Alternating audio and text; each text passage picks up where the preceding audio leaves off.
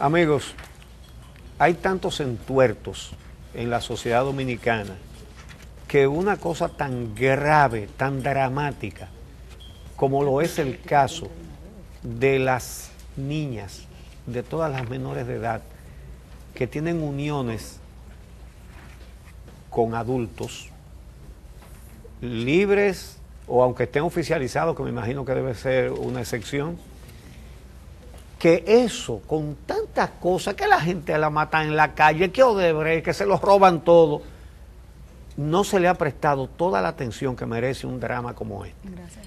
Por eso en el espacio estelar de hoy hemos invitado a compartir el café con nosotros a Janet Tineo, investigadora, y Santa Mateo, asesora de género de Plan Internacional, capítulo República Dominicana. Janet hizo un estudio, ellos le llaman de matrimonio infantil en la República Dominicana, le llaman matrimonio, pero no se refieren a uniones oficializadas, sino a uniones de niñas con adultos. Muy buenos días y bienvenidas. Buenos días. Buenos Gracias días. por la invitación. Resúmenos, por favor, Janet, los hallazgos de tu investigación en relación con este fenómeno. Quizá el hallazgo más evidente, pero que necesitamos resaltar, es que es un fenómeno que ocurre en el país, porque lo que tendemos a pensar que los matrimonios forzados son una práctica o son una realidad que ocurre en países como África o en Oriente. Pensamos que en nuestros países esto no es una práctica. Y lo que el estudio evidencia a toda luz es que es una realidad que afecta a nuestro país y que está directamente relacionado a tres factores que están relacionados entre sí. Uno de ellos es el factor, por supuesto, económico, de carácter socioeconómico, ¿verdad? Los niveles de exclusión a lo que están expuestas las niñas y las adolescentes respecto de los ingresos que perciben su familia, las expone a situaciones de abuso y de malos tratos, que es lo que en sí constituye el matrimonio infantil forzado, una práctica de violencia que está directamente relacionada a los imaginarios de género que prevalecen en las comunidades. Quisiera una aclaración con respecto a este tema, porque al hacer la presentación vi que algunos medios hablaban de niñas que afirmaban que se habían unido con una pareja porque en su casa se ejercía violencia. Y quiero saber si es que se dan los dos fenómenos, se da la violencia en ese hogar que posteriormente se forma, o definitivamente algunas salen de casa porque hay agresión física, porque hay maltrato. Quisiera esa aclaración. Sin lugar a duda, en los casos que tuvimos la oportunidad de documentar en el estudio, tanto cuantitativa como cualitativamente, el factor de la violencia es como uno de los elementos más importantes que hace que una niña, una adolescente entre 10 y 17 años entienda que el hogar es una prisión, es una cárcel, es un espacio de dominio donde se ejercen incluso encierro físico, experiencia de abuso sexual y de incesto, por ejemplo, que hacen que el espacio que debe ofrecer seguridad, tanto a nivel económico como afectivo, no constituya ese espacio de seguridad. Por lo tanto, se percibe la unión como un espacio de independencia, de emancipación, de libertad. Y claro, lo que suele ocurrir es todo lo contrario, ¿verdad? Como está bajo ese formato de relaciones violentas, regularmente entran en relaciones y en dinámicas de hombres que la superan en 10, 15 e incluso 20 años. Hombres que la eligen porque la perciben como más manipulable, como carne fresca, dicen mucho, que es una expresión muy dura, muy agresiva y muy violenta en sí misma, y también porque perciben en ella una oportunidad como mucho más de que son manipulables. Entonces, claramente, todo lo que se ejerce en esa dinámica son patrones de control. nosotros pudimos identificar más de 50 formas de control que se ejerce en esas relaciones de pareja. Entonces, obviamente estamos hablando de que la violencia constituye causa, pero al mismo tiempo también es una consecuencia de estos matrimonios, ¿me explico? O uniones. Sí, sí. Bueno, ¿cuál es la incidencia? Es decir, ustedes manejan porcentajes, ¿qué cantidad de niñas está bajo estos esquemas? Lo que sabemos que los matrimonios en República Dominicana o las uniones de hecho son un fenómeno amplio. Digamos que cerca del 38% de las uniones en el país se dan entre las edades de 15 a 17 años, 18 años. Bueno, estamos hablando 38%, de un 38%. Sí, 38. a nivel nacional, es decir, estamos hablando que mujeres que ahora tienen 40 años, cuando se le pregunta a qué edad te casaste, la gran mayoría se ha casado, imagínate, estamos cerca del 40%. República Dominicana junto a Nicaragua ocupa el primer lugar donde ocurren este fenómeno entre las edades de 15 a 10, perdón, desde los 13 hasta los 17 años. Sí. Por lo tanto, sí es un problema importante. Y en el sondeo de hogar que hicimos, de una muestra de 85, 16% está en esta condición. Entonces, es importante, es relevante, es un problema con el que permanentemente las familias y las comunidades tienen en el día a día. El estudio se hizo en Azua, Barahona, Pedernales, Elías Piña y San Juan, son provincias del sur. ¿Esas características entienden ustedes que se replican en otros puntos del país, o si hay elementos y factores que hacen que las características que nos mencionan sean propias de esa región de República Dominicana? Yo no creemos que sean propias de la región del sur, sino por las mismas condiciones que viven las niñas. Podemos partir que la situación se da igual en otras regiones, o cuidado, porque incluso en el marco de este proceso de socialización de esos resultados, se nos han acercado a nosotros incluso de otras provincias diciendo que quieren que se haga ese tipo de investigación porque asumen que en sus comunidades, en sus provincias, la situación si no es igual, es peor. Entonces, lo que queremos con esto es hacer un llamado a la atención, a la opinión pública, que el problema, además del embarazo, se le suma esas relaciones o unión libre, como nosotros le hemos llamado en ese estudio, y que hay que prestar atención, porque definitivamente que ahí hay una violación de derechos y eso toca muy de fondo a las niñas. El término, como bien lo señaló Janet, de carne fresca es algo que lacera mucho y es un estigma muy, pero muy discriminatorio. Y Plan, de cara a esa realidad, lo que quiere es hacer un llamado a la atención a los garantes de derechos. Nosotros tenemos un código civil que está estipulado de que un niño o una niña con el consentimiento de su padre o su madre se puede casar antes de los 15, en el caso de las niñas, y con los varones antes de los 16. Nosotras como Plan lo que estamos es haciendo un llamado a que los garantes de derechos, que el Congreso haga una revisión y que ponga como edad mínima a 18 años, o sea, sin ningún tipo de excepción, o sea, a los 18 años tanto para las niñas como para los niños, no como está ahora. Entonces, el estudio lo que quiere es evidenciar eso, que el problema del matrimonio o la unión libre es un problema que afecta fundamentalmente a las niñas. Pero además del tema legal, evidentemente aquí hay un tema cultural que influye. Entonces, yo quisiera, bueno, hemos puesto un gráfico, lo tenemos ahí, 14% de las adolescentes ha tenido entre 1 o 2 embarazos entre los 14 y 17 años. Estamos hablando de una cifra sumamente elevada de niñas teniendo niños. Y estamos hablando de hechos criminales.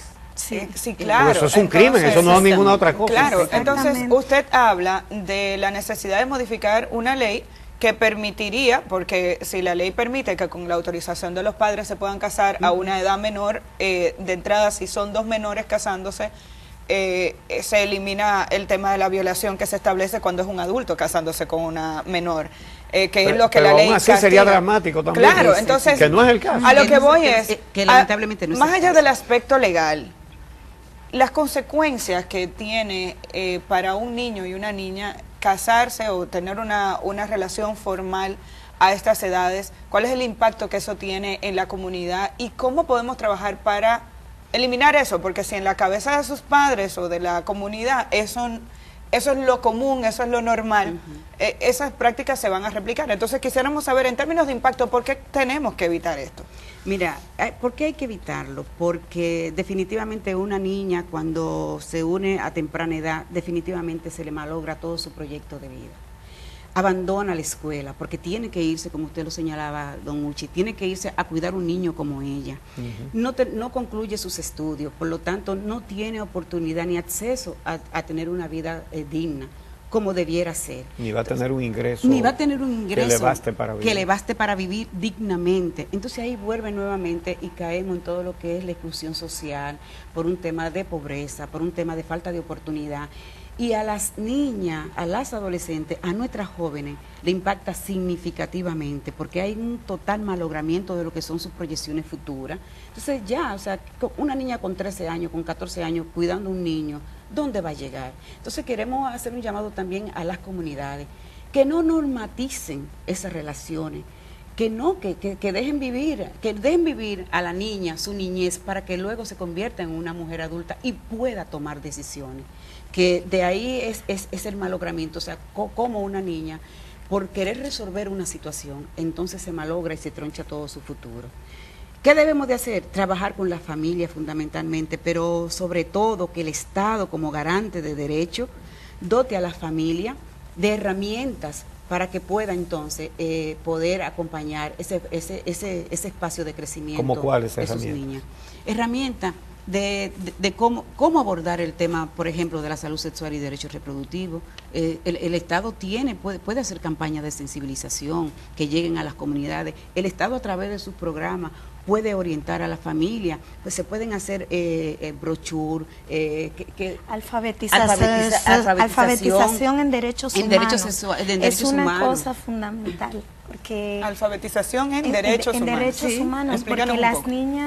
Las niñas y las adolescentes con las que estuvimos conversando no saben que hay una ley que las protege, que no saben que, por ejemplo, una relación con un hombre 5 años mayor constituye un abuso y una violación.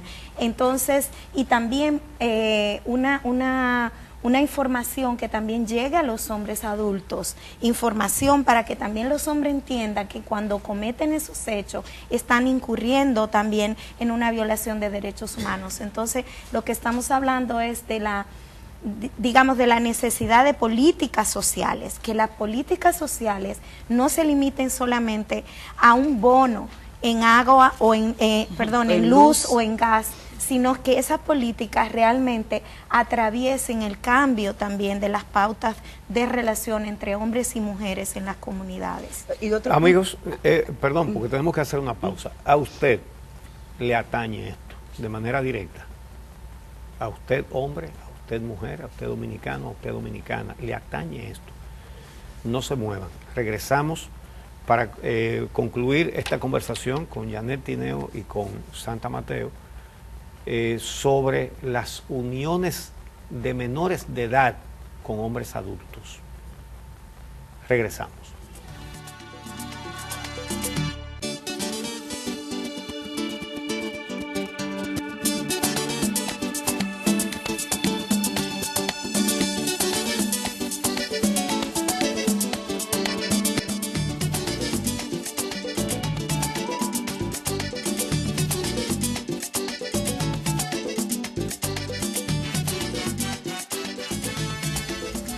Continuamos esta conversación con Janet Tineo, investigadora, Santa Mateo, asesora de género del Plan Internacional RD, sobre las uniones forzadas de niñas con adultos. Ellos le llaman genéricamente matrimonios, pero no se refieren a matrimonios legales, sino a esas uniones entre niñas y adultos. Veo aquí que en la familia no se habla prácticamente de sexualidad y que las niñas no tienen idea. Pero otra cosa dolorosamente impactante es el hecho de cómo tratan muchas veces los padres las condiciones en que van a ceder a una niña para unirse con un adulto. Sí. Tú que hiciste la investigación directamente, cuéntanos sobre eso. Es muy dolorosa, es una situación dolorosa que nos tiene que conmover, sobre todo a quienes toman decisiones políticas en materia de protección de derechos humanos de niñas, niños y adolescentes. ¿Por qué? Porque la gravedad de este problema es estructural, es decir, familias que no tienen dinero, que viven con 5,000 pesos y 8,000 pesos al mes, tal vez, cuando es una situación ideal. Lo normal son entre 3,000 y 5,000 pesos con los cuales esta familia tienen para mantener hasta 4 hijos, donde las madres tienen que realizar muchos trabajos que son infravalorados, como es el trabajo doméstico. Entonces usted tiene a niñas que en el estudio lo reflejamos, de su tiempo el 78% lo tienen que dedicar, incluso más que a estudiar, a hacer labores de cuidado dentro de la casa. O sea, son niñas y adolescentes que ya con 8 años tienen que hacer labores adultas dentro del hogar, tienen que atender la casa, cuidar la casa, criar a sus hermanos. Es decir, estamos hablando de una dinámica dura de exclusión. Entonces, frente a eso, ¿cómo resuelve individualmente la familia? Pues bueno, como me lo dijo una madre, me dijo, mira, nosotras somos las que tenemos que responder por la crianza de nuestras hijas. Entonces, si ellas se casan, pues es un plato menos que alimentar. Es duro. Entonces, ¿qué pasa? Que hay unos hombres que tienen ciertas condiciones económicas, puede ser que tengan un vehículo, puede ser que tengan un ingreso fijo porque trabajan en Bávaro, porque trabajan en una de las bancas que hay en la comunidad, porque son los dueños de algunas de las terrazas del barrio o de la comunidad. Es decir, que hay un nivel de ingreso en ese hombre. Entonces, claro, ¿qué se ve? Una oportunidad para resolver un problema de carácter económico dentro de la familia. A cambio de su hija menor a cambio de edad. de la hija, que en ese sentido no queremos culpar exclusivamente a las familias, queremos decir que es un problema de Estado, queremos decir que hay un problema de exclusión social que obliga a que, por ejemplo, la virginidad sea un valor canjeable, que, por ejemplo, la seriedad, el pelo, el tipo de cuerpo sea un valor al que se le ponga número, si es bella, si es bonita, si es seria, si su mamá es seria, si es una muchacha del hogar, si ha tenido mucho novio, vale menos, si tiene muchas amigas, vale menos, porque entonces las amigas, si es de la casa o es una muchacha de la calle. Es decir, todo eso entre comillas, ¿no? Porque son los estereotipos que fomentan la desigualdad en las comunidades, ¿verdad? Entonces, claro, por eso es que llamamos forzado, porque hay una presión de carácter económico, de carácter de desigualdad de género. Y por el otro lado, de edad también, porque ¿qué es lo que pasa? Las niñas y las adolescentes crecen en comunidades donde no son reconocidas comunitariamente como sujetas, como actoras sociales, no tienen voz. En las organizaciones sociales y comunitarias no hay espacio suficiente para que las niñas puedan participar en actividades extraescolares que fomenten otros valores sociales, de cohesión social, de valoración, de autoestima, de empoderamiento, de reconocimiento del papel que tienen ellas en tanto niñas, en tanto adolescentes. Al contrario, se las excluye. Se considera que en tanto menores no tienen madurez ni experiencia y viven, eso es la comunidad, la opinión adulta, organizada o no, en escuela, en grupos comunitarios, etcétera. Y luego en la familia con estas realidades que hemos hablado de violencia y de exclusión económica. Entonces estamos hablando de un problema multifactorial que tiene muchas caras. Entonces toca intervenir muchos niveles, ¿no? Para que esto se pueda prevenir. Para concluir, porque estamos en la parte final de la entrevista, quizás las recomendaciones a partir de evaluación y de este estudio, ¿cuáles serían? Mira, un elemento importante y que Janet mencionó es que nosotros tenemos que tocarle las puertas a los garantes de derechos, fundamentalmente educación. Educación como responsable de educar, de dar una educación integral, tiene que hacer una revisión de la currícula. Aquí hay una necesidad de incorporar definitivamente todo el tema que tiene que ver con la educación sexual integral. Se hace necesario trabajar todo el tema de la masculinidad o de la nueva masculinidad, como decimos. Hay que incorporar esos conceptos en educación. El personal docente tiene que capacitarse para que a su vez pueda replicar eso en las escuelas. Y eso va a ayudar a que poco a poco vaya disminuyendo esos flagelos. Hay otro tema, presupuesto. Se requiere de mayor presupuesto para que se puedan implementar acciones tendentes a disminuir ese flagelo. Por ejemplo, nosotros tenemos un plan de prevención de embarazo en adolescentes, pero ahí está, muy bueno, pero no tiene presupuesto.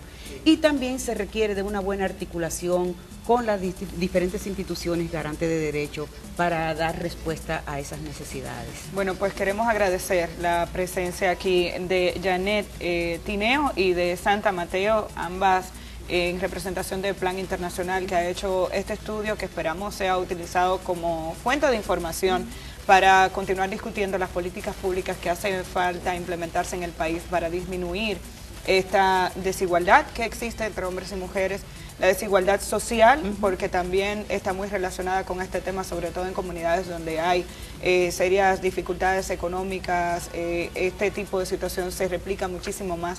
Tenemos que discutir el tema y tenemos que enfrentarlo y trabajar para disminuir el embarazo en adolescentes y disminuir esos matrimonios infantiles que tienen un impacto tan serio en la sociedad dominicana. Muchísimas gracias a ambas por haber estado aquí. A ustedes también las gracias por acompañarnos cada día. Nos reencontramos de nuevo mañana por aquí por Telesistema Canal 11 a las 6 de la mañana.